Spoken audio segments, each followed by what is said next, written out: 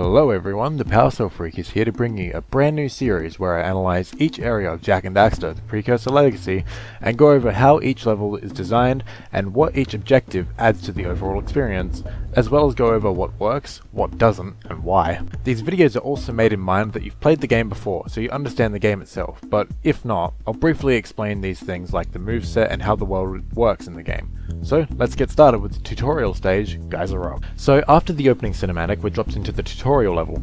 This is where the player first gets control of Jak, so now's a good time to quickly go over his moveset. The basic moves are a standard jump, a double jump, a forward lunging punch, and a spin kick, which are all mapped to the face buttons.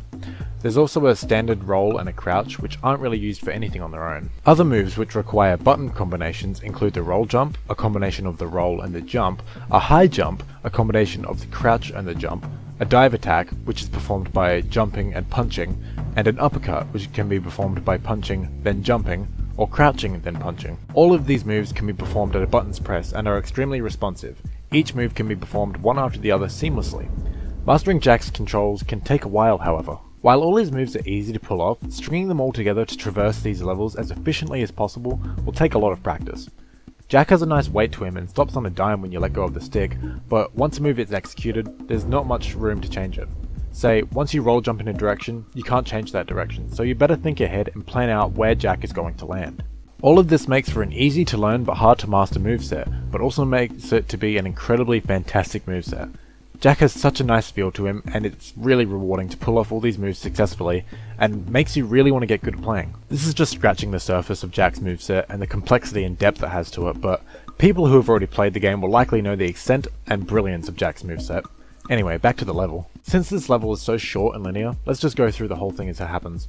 After the player has become accustomed to the controls, they'll encounter the first collectible in the game, the Precursor Orbs, and have a little explanation on what they are and what their purpose is. After collecting a few, you'll come across some fighting dummies to test your moves on. These aren't really implemented that well, unfortunately.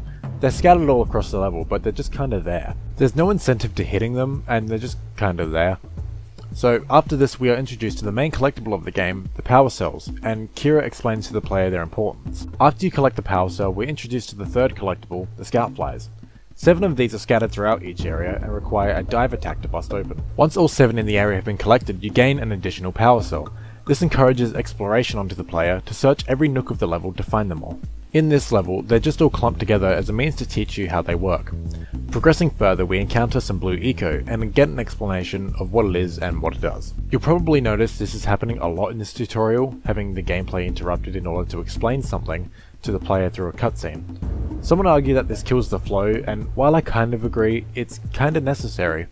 If all these explanations were given through the communicator, the player might ignore all this information, which is crucial to knowing how the game works. This is the only time in the entire game that control is taken from the player that isn't story related or not directly caused by the player. So this is really the only way to do it, and like I said, it never happens outside of this level, so it's not a big deal. And upon repeat playthroughs, player can turn off the play hints, which disables all these cutscenes anyway, so no big deal. Anyway, back to the blue eco. Eco was a type of power-up which is used throughout the game. It comes in 6 varieties, however only 4 are accessible to use. If you've played the game before, you undoubtedly know what these all do, but I'll explain anyway just in case. Blue eco increases speed, magnates collectibles, and activates certain things in the environment. I'll explain what all the others do as we discover them throughout the game. Anyway, if you continue forward, you'll come across the next tutorial point. However, if you explore a little, you'll see that jumping off the ledge is some precursor orbs and some blue eco. Once obtained, you can just jump up the ledges and continue through the level. This little bit of exploration shows the player that they are rewarded for exploring the levels. Progressing further, you'll again be stopped by Samos, telling you of a precursor door and telling you how to unlock it with blue eco. Walking further past the door, you'll come across a blue eco vent, which Kira explains will give you a full charge of it, letting you use it for much longer than just the little clusters. Once powered up, you run back to the door and it opens, revealing a power cell.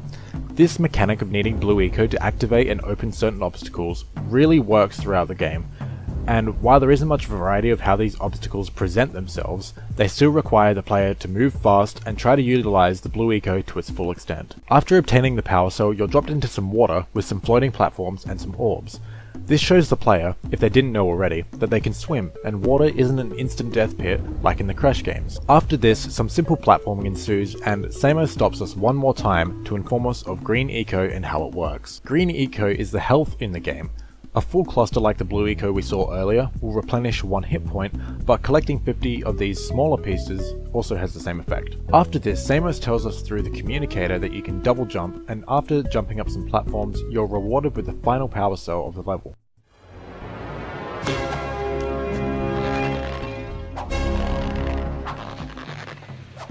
Straight after, you're shown another use of Blue Eco to activate this moving platform to bring you back to the start of the level. Now we can leave the level with all these skills in mind to go exploring the real game. Once you go through the warp gate, that's the end of the level. So Geyser Rock works fine as a tutorial. It teaches all the main mechanics in a fine way. It kinda assumes that you've played platformers before, but not collectathons, which is fine.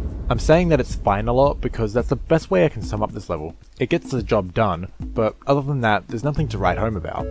Some would argue that the constant interruptions really bring it down, but in my eyes, yes, they do kill the flow a bit, but they're completely necessary if you haven't played the game before, and if you have, you can just turn them off, so really, no harm done. As for everything else, the music is the same as the title theme, which is such an iconic tune and such a peaceful one. The design of the level is also really nice. If you pay a bit closer attention, you'll notice that there are giant precursor robots lodged into the rock walls above. You also see the geysers, which go off every now and then, and it just looks awesome. And if you take a look at certain spots of the map, you can see the rest of the world that you're about to explore, in all its low poly glory. Nice little touches like this are present throughout every area, and it's always nice to discover them if you just take a little bit of time to discover them. But anyway, this video isn't as analytical as all the others in this series is going to be. I just had to get this one out of the way.